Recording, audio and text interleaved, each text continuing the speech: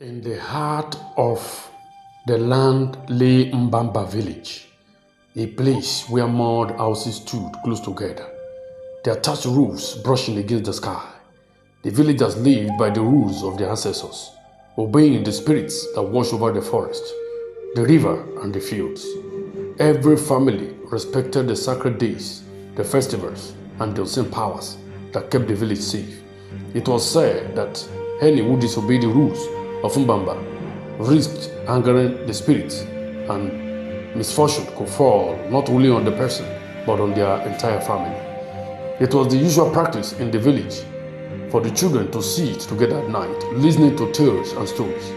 It was on one of these days that Papa Odema narrated a heart-touching story to help the children understand that it is not good to disobey the instructions of the elders and to always have respect for their culture.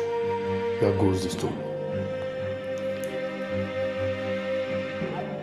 The young bride arrived at her husband's village under the bright sun, her beauty calm, but her heart filled with quiet fear.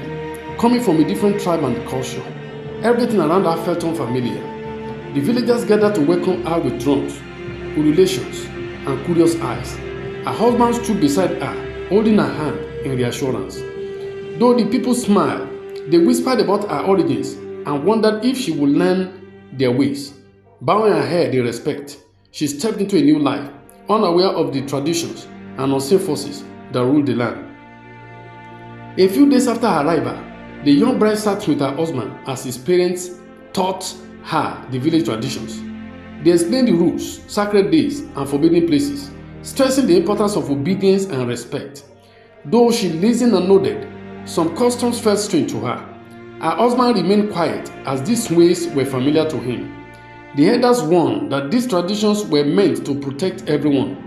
She accepted their words politely, but deep inside, questions began to grow, unaware that these teachings would shape her fate. Later that day, Beta sat alone in the compound, troubled as she thought about the many rules she was expected to follow.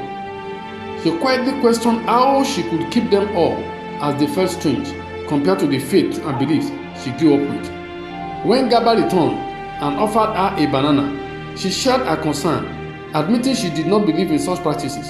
Gaba responded firmly, telling her the rules were not about belief, but the traditions of the land that must be obeyed. Winter felt silent, her heart heavy, as the difference between her past and her new life became clear, planting a quiet seed of conflict.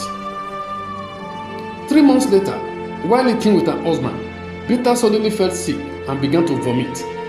Worried, Gaba quickly called his mother. After observing her, she said calmly, "She is with child. 3 months, maybe more." Gaba rejoiced and praised God. His mother gently told Binta, "A child is growing inside you. This is a blessing." Binta held her stomach in silence, filled with joy, fear, and wonder, unaware that the child would bind her more deeply to the land and its unseen forces. One morning, Binta's mother-in-law called her aside and said gently, "My daughter, now that you are pregnant, you must be very careful." She instructed her, "Every time you dress, attach a safety pin to your clothes. Do not forget." Binta listened quietly and replied, "I understand." Though she showed respect outwardly, she felt uneasy within, as the instruction conflicted with the beliefs she was used to. As her pregnancy advanced, Binta grew tired, restless, and less careful with the village rules. One night, she stepped outside alone. In the quiet under the moonlight, she saw a strange baby standing beneath a tree, holding a faintly glowing lantern. Terrified, she screamed and ran back inside. Her cry woke Gaba. "What is wrong?" he asked. Shaking, she told him what she had seen. His face darkened as he replied, "Binta, haven't you been warned? You were told never to go out alone at night." He added fearfully, "That is how these things find people." Binta fell silent, knowing deep within that what she saw was not ordinary, and the night no longer felt safe. The next morning, Binta was restless and Gaba reported the night's event to his parents, saying she went out alone in the night and saw something strange under the tree. The elders grew serious, and the father-in-law said, "You must tell Binta again." Some things in this land are not for ordinary eyes. Later, the mother-in-law spoke to Binta family. Daughter, you must understand. The bush baby and his lantern are not toys. They are signs from the spirit.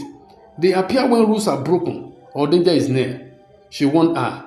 You must follow the rules, or you may put yourself and your child in danger. Binta, shaking, held her belly in silence.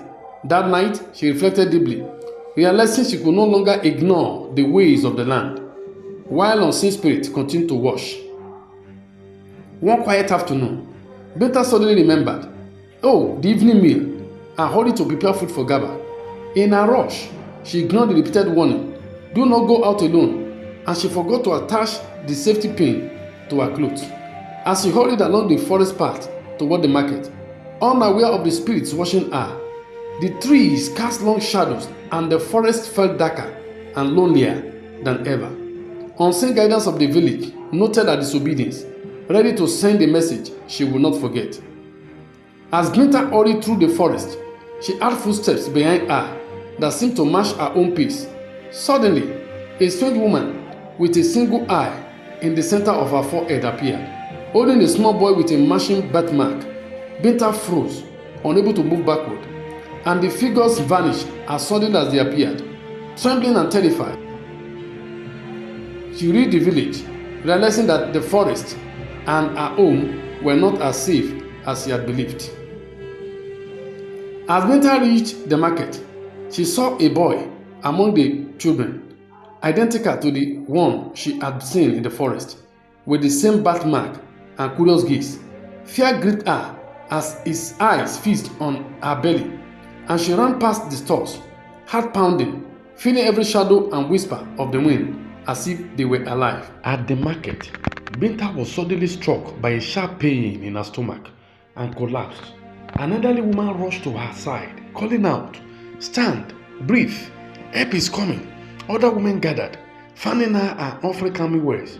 Slowly, Binta's breath returned. Though her body still trembled, she realized that her disobedience and perhaps the sight of the strange child had brought this pain.